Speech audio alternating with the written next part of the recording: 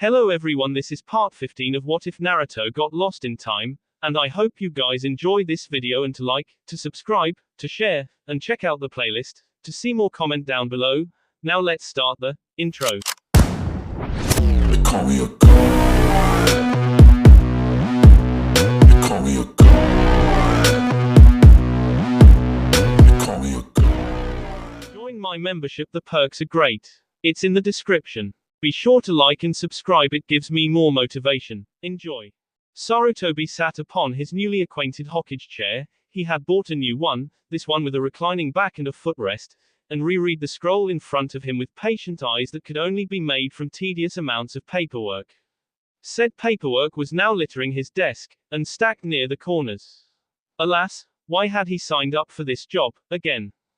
The signature at the bottom of the paper was most definitely his young wayward student's.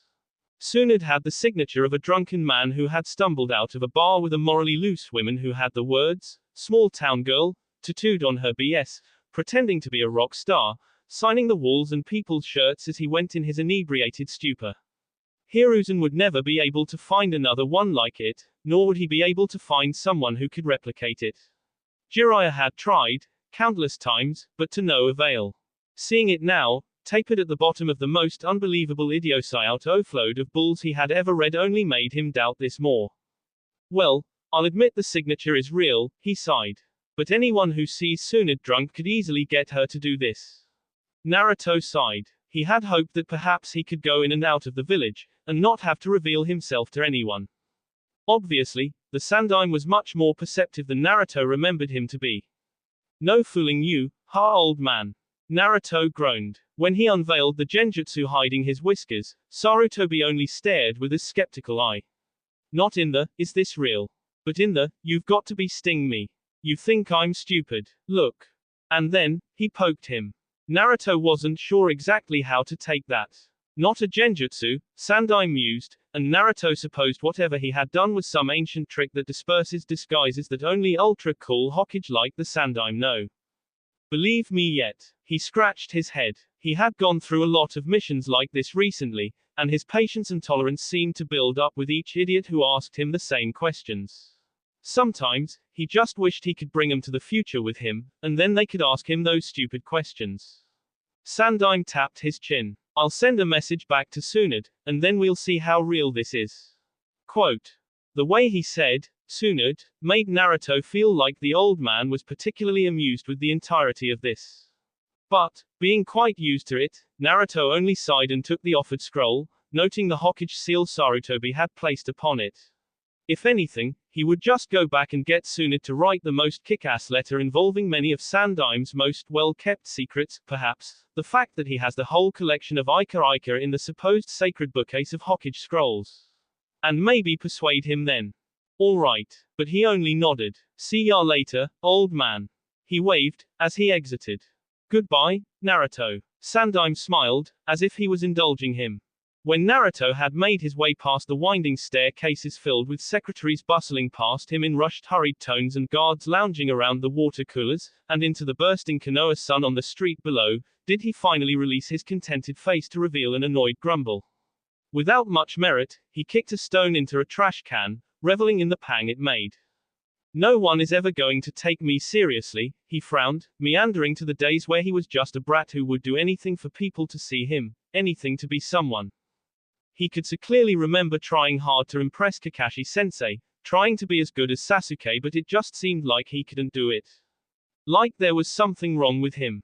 Like he was born a defect. He was angered. He was an orphan, who knew who his parents were. Sasuke came from a lineage filled with great ninja. Even his exiled older brother was super strong. Naruto would always be the nobody compared to him. Obviously now he knew it was totally untrue, Sasuke actually not holding a candle to Naruto's prestigious lineage from the Yondaime. But then, he blinked in surprise. Who said that it had to go that way? Who conducted the wavering between the past, present, and future? And then he grinned. Him. Of course. With that, Naruto spun a 180 from his direction to a deserted training ground to set up his seal, and instead set course to the one place that a dejected, solemn, and overall lonely 12-year-old Genin Naruto would be, Ichiraku. The smell of ramen spiked his nose long before he even saw the smoke rising from the stall's kitchen. For some reason, Naruto always knew exactly the shades of smells that Ichiraku's ramen had. The scent was more too distinct to him than any other, and Naruto doubted that it was simply because of the long hours he spent at the shop, but maybe because of the fox dwelling inside of him. Noticing his own spiky blonde locks from behind the shades, Naruto plopped down beside his younger self. "What's wrong, kid?" He grinned. The novelty of sitting next to his younger self had washed off long before. Uzumaki Naruto blinked in surprise. "Furu-sensei." "Yep." Furu grinned. "I thought I would be out of town for a little while longer, but I had to stop by my favorite place in the whole world." He gave Ichiraku a thumbs up, but the man was shy to return it. If Furu wasn't under his genjutsu, the man would have probably recognized him and been more enthusiastic, but that was a moot point to think about. He noted his own dejected face. "What's wrong?" He feigned confusion. Naruto sighed. "Nothing. I'm just so mad. Why does Kakashi-sensei think Sasuke's so much better? I bet it's 'cause he's an Uchiha. It's not fair. Uchiha aren't as great as you think." He intoned with foreshadowing. However, Naruto didn't understand enough to notice. "So what happened?" "I tried to help Sakura-chan carry her groceries." Naruto blew a raspberry, leaning on his hands, elbows propped on the counter. "But instead I spilt them all. I tried to pick them all up, but they were cans. Some of them spilt, and Sakura-chan got really mad. And Sasuke called me an idiot." Furu could hazily remember something unpleasantly embarrassing like that happening. "Ah, well." He smiled. "Your youth. You make mistakes. No need to be so down about it." "I know." Naruto groaned. "But before that, Sasuke beat me when we were training. And Kakashi-sensei was saying how much of a good job he did, and I don't know, it just." Naruto trailed off, pointedly refusing to say anything else. Noticing himself become tight-lipped, he decided it was about time he taught the boy something. Obviously the way he was going now would only tumble him even more to beg for attention. Ultimately leading to the Chunin exams, and then Sasuke's leaving, in which he'd chase after the Uchiha so strongly, that the hurt of the rejected friendship would leave him scarred. Well, obviously he got over it, but it wasn't a process he'd like to repeat. "Why don't I teach you something cool?" Naruto gaped at him in some sort of godly admiration. "Really?" "Sure." He shrugged nonchalantly. "This Kakashi figure seems pretty lazy to me." Naruto was in the midst of chopping off almost a span of 10 years from his lifetime from his hyperventilation, before Furu slammed some money onto the table and beckoned him to follow. "Let's find a training ground then." Their located spot was ravaged from what seemed to be Gecko Hayate and perhaps Sarutobi Asuma some hours ago, if the SCRS against the wood resembling sword slashes, and the smudged patches of dirt where the grass was uprooted from blasts of wind were any sort of indication. Furu grinned when he saw Naruto peer around the training grounds in something akin to wonder. Maybe he could be able to tell a battle from imprints on the ground sooner if he trained his younger self. "What is that?" Naruto crouched down near a gruesome slash embedded into the earth like a gash of craggy rock. Furu shrugged. "Probably an A-rank Futen jutsu." "Cool," Naruto breathed. "Can I learn that?" He gave a non-committal string of noises that came out more like A, before noting the lake some meters off. Motioning for Naruto to come closer, they stood on the edge of the lake. "Now," he began in his greatest teaching voice he could muster. "If I can teach you anything, you'll have to do some exercises." Upon the word, exercises, Naruto groaned, as if he had heard Kakashi-sensei say it so many times that it was associated with boring. "And shut up before you start whining," he snarled, slapping the boy with a scroll in his pocket in an ultimately Jiraiya-looking way. Subdued, Naruto folded his arms. "Exercises are boring as s. Everyone knows that. Why do people do them? To get better." Reading Naruto's face like a book, or maybe it was simply because it was him, and therefore he could read himself so easily, he knew that everything he was saying was going in one ear and out the other. Annoyed, Furu knew the only way he would learn was if he gave Naruto some motivation. With chakra exercise, you can do, turning towards the calm lake, hands flying through seals, he shouted, "Tsuten, Suijin Heki."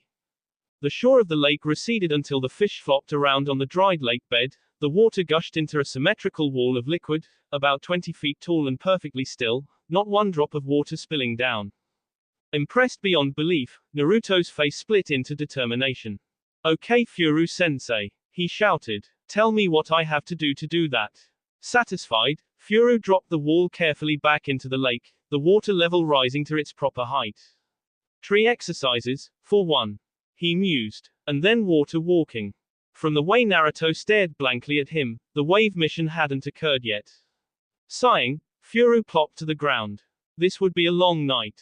Alright, push your chakra into your feet, and try walking up the tree. Surprised at such a request, but so determined to succeed, Naruto scrunched his face, before slamming his feet into the tree. The reaction was enough to send Furu into bouts of laughter. Who knew watching your younger self could be so freakishly hilarious? Naruto frowned at him in embarrassment. The cracked and splintered footprints on the tree's trunk were like dinosaur tracks. Try it slower, he called through his mirth. And you're using too much chakra. You need precise amounts, don't just squash it all into your feet. After 20 minutes, Naruto seemed to be getting the hang of it. Thoroughly amused, Furu was beginning to think that maybe this was a better idea than he thought it was. Maybe if he wasn't such an idiot on the wave mission, things wouldn't have taken such a terrible turn. But also, by changing such events, would that mean that he wouldn't meet Haku? Or unleash the Kyuubi and find his nindu? He frowned at the thought. Hey Furu-sensei, Naruto called from about a quarter up the tree. How can I do this any faster? He hummed in thought. You can make Kage Bunshin, right?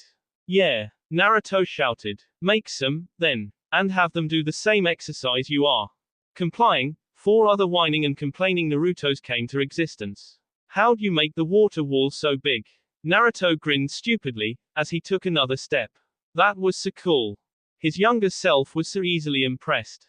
He smiled. You don't have to make the wall so large. Actually, it's impractical to do so. You're better off keeping it at a smaller height, enough to stop a Kaiten jutsu, so that you can summon the water from the atmosphere, and don't need a lake to. But Naruto probably wasn't listening, too busy laughing contentedly as he took faster steps, hands outstretched like a young child pretending to fly. His clones didn't seem to be doing too bad, either. His giddy appearance, and his excitement about tree walking reminded Furu of Sakura's impressive chakra control. Just this morning the two of them were showing excellent displays of chakra control. Naruto didn't know too many people who could sprint down a tree the way Sakura did. So soundless and effortlessly, the true imprint of being a medic nin with her perfect control and precise chakra. Of course, he didn't know too many people who could fall and land off a 60-foot tree without making an imprint or sound, either. Remembering Sakura, and his present, he decided he'd take his leave. Naruto, he called. I'm going to be leaving now. Keep practicing those exercises, okay? And if you complete the tree walking, move on to water walking, okay? Naruto made a vague noise of agreement around his laughter, and Furu took his chance to whisk away to a denser part of the forest, where he could use the seal in peace. Sarutobi-sensei was always too smart for his own good. Tsunade grumbled. Unkind. It was his downfall in the end, really. Naruto furrowed his brows. It wasn't usually like Tsunade to speak of her beloved sensei's death. In fact, it wasn't like her to speak of death, at all. People like Sarutobi, Dan, and Nawaki became taboo to the Godime, and it was a line that Naruto always made a point to never cross. Of course, Tsunade crossed this all the time when she was piss-ass drunk. Like, now. She sloppily writes another letter. Naruto doesn't bother to peek, already knowing that it probably contains one of Sarutobi's deepest darkest secrets that Naruto is probably better of not knowing. Give this to the old man. Tsunade slurs, between swiping the bottle from its resting place on the corner of her desk. Already are there droplets from sloppy drinking. He only nods. Naruto isn't one to deal with Tsunade when she's drunk. And by the way, she calls after him, and for a moment Naruto thinks she may be sober, but he takes a look at her glazed eyes and shakes his head. Sakura's been wondering where you are, take her out to ramen, would ya? He dismissively waved her off, making a quick exit via window. The streets of Konoha are marginally crowded, with a mixture of the young civilian crowd mulling about in the end of summer beginning of fall heat without much to do but cause mischief, and the older civilian crowd with stern faces and grim set lines on their faces, rushing to their next destination. The shinobi population tended to stay 3 feet within the shadows, and were hardly noticeable to the untrained eye. Sakura is one of the few shinobi that are so conspicuous. They simply blend into the normal populace because slinking around in the shadows is a moot point, especially for one with pink hair. She stood on the corner of a bustling street, peering over at a stall of red tomatoes, children running amok around her with brightly colored balloons. But to Naruto, Sakura was always picture perfect. Sakura-chan. He waved her down. She looked up, startled. Her eyes flashed as if she remembered their latest conversation, before she gave him a distant smile. Naruto. She greeted. If Naruto was subdued by her less than vigor greeting, he didn't show it. Want to get some ramen with me? He flashed her a quirky grin. Sakura, rolling her eyes, led him in the opposite direction of Ichiraku. No, today we're going to a tea house that I've been asked to try. Wah, he sputtered. But, ramen. Irritated, she dragged him along. Meanwhile, training ground number 38 was made up of a multitude of massive puddles, stagnant and buzzing with all kinds of insects that Sakura would rather not know. Perhaps it was due to the water that must have been there for days, or its inconvenient placing near the forest of death, that buzzed about with so many odd insects. It was near poetic injustice that she had to suffer through this. The genin cringed at the sight of them, the murky water turning the once lush training ground a shallow ocean. Sensei, she whined pitifully. Do we have to? Kakashi, much to her chagrin, seemed nonplussed. Well, we shinobi have to share the grounds with everyone else. I'd assumed someone was practicing a water jutsu from the looks of it.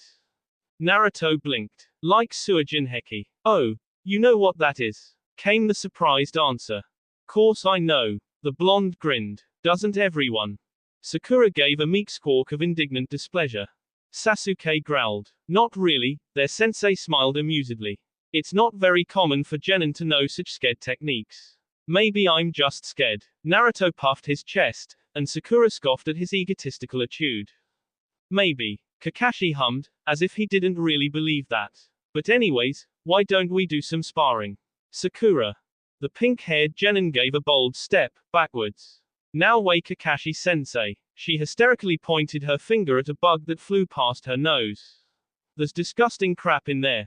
Well, those pools have been there for a while, what did you expect? Kakashi scratched the back of his head with some sort of quasi-mocking gesture.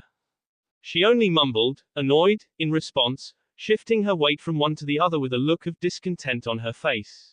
Sasuke, noting the fact that his only female teammate, and equally annoying as his blonde teammate, wasn't going to making a move towards the muddy, dirty, mosquito-infested waters, decided that it would be better for the team dynamic if he simply sparred with Naruto, as usual. Because, as usual, Sakura wimped out. I'll go. He stepped forward, fire crackling in his eyes. Contrary to the intense mood he had set, Naruto picked his ear. Dobe. Sasuke hissed. Let's spar. Naruto made a vague noise of interest. Well, there's some enthusiasm. Kakashi flipped a page in his ever-present book. Sakura fidgeted beside him. Growling in something akin to frustration, Sasuke hurled Naruto into the training ground, the blonde sputtering in surprise as he turned in the air and pushed off of Sasuke, before both of them went hurtling into the sludge. Coughing, he wheezed, what the hell was that? Sasuke obviously wasn't going to answer him, as the Uchiha pulled kunai from his thigh pouch and struck 8 of them into Naruto's chest, clouds of smoke revealing a log skewered with them. In a near-feral-like gesture, the Uchiha crouched, watching the unmoving brown water for any signs of his blonde teammate. When bubbles surfaced, his immediate reaction was to throw his weapons at them. Instead of a blonde genin yowling in pain, an explosion tag detonated inches from his face, and he jumped into the pool of mud water to escape the blast. Sasuke cringed at the brown that covered his shins and ankles. Naruto took the opportunity to slam into his teammate, reaction and taijutsu off, but he was able to successfully push Sasuke backwards. In return, the Uchiha used Naruto's momentum to carry the both of them in the same direction, before bending his back in an attempt to dunk both him and Naruto under the water. Whether this tactic would result in both of them spewing out chunks of mud and bugs, or if he'd be able to recover in time to have the winning blow was up to digression. Neither of those plans happened. While Sasuke dunked into the stagnant pool of thick, muddy water, Naruto used his newfound techniques to plant himself upright on the water's surface. The blonde smirked triumphantly as the Uchiha came up gasping for breath, wiping at his eyes to fling the mud out of them. Very good, Naruto. Kakashi congratulated, genuinely surprised. Naruto only chuckled. When did you learn water walking? His sensei inquired. I don't recall teaching you guys this skill yet. Oh, you know, Naruto grinned, whiskers enhancing this to make an altogether foxish and sly visage. Just around. Skeptically, the silver-haired Junin only hummed in agreement. Inwardly, he wondered which Junin had taught Naruto the SK, and also, which Junin would. He was keenly aware of how little the numbers of people who cared for Naruto were compared to those who didn't. At any rate, I'm very surprised. Kakashi tutted. Very good work. Naruto smiled, basking in his pride. Behind him, Sasuke irately sloshed off the mud from his arms, growling and pushing past the grinning blonde. Naruto was about to taunt the Uchiha, when he noticed his dry teammate, and the one who chickened out, cooing over his mud-slicked hair, trying to brush it back when Sasuke slapped her hands away. Naruto's pleasant smile turned into a frown when he noticed the way Sakura doted on her teammate. Why didn't she ever do that with him? The bittersweet of his battle left him with a sour taste in his mouth, as he loitered around until he made his way to Ichiraku. He kicked a can in his frustration, before plopping into a bar stool at Ichiraku sullenly. Why did Sakura only seem to care for Sasuke? Why didn't she even congratulate him? It was Sasuke who ate mud, anyways. He frowned petulantly. You look all sad today, Naruto. Said Blonde's day brightened incredibly as he noticed the taller figure who had sat next to him. Furu-sensei. He grinned. The other blonde, well, his hair was dulled a bit. Naruto didn't know this was because of a genjutsu, to resemble murky golden waters, like more of a light brunette, smiled in response. Naruto noticed that it seemed a lot like the kind of smile that lit up in Kakashi-sensei's eyes. As if Furu was humoring him with his good nature. Absent-mindedly, beneath his initial joy at seeing the other man, he wondered what Furu was hiding behind his smile. Did something happen? The man asked, concerned. Naruto shrugged feebly in response. Nothing really, I used the cool water trick you taught me to beat Sasuke. But then, Sakura-chan didn't even care, she only cared about Sasuke team. Furu watched him with empathetic eyes, and Naruto wondered what he was thinking. Maybe Furu thought he was stupid. Naruto was a ninja, after all. Ninja were supposed to be cool and unemotional, not hung over a girl with pink hair who didn't even like them back. In reality, Furu was contemplating his final moments in his own time, and Sakura's concerned face. She clasped her cup with her small, lithe fingers. Her reflection refracted in the tea's surface, showing choppy images obscured by the movement of the water. I'm just worried, is all. She sighed, verdant eyes bright and shiny like mirrors, glossed by a sheen of wetness. Naruto averted his eyes in response. You don't need to be worried. This time travel business just seems so scary.